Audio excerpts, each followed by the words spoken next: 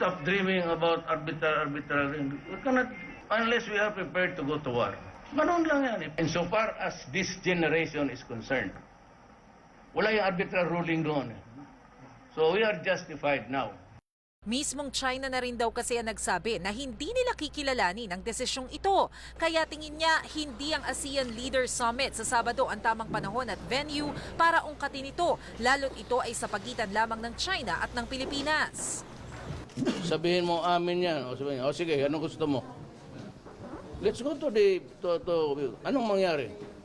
Punta ka ron, mag-iingay ka. China said he's completely ignoring the arbitral. So what more can he ask of it? Make noise for what? If somebody can answer that question with sense, di samahin ko siya kaming dalawa ang magsisigaw-sigaw.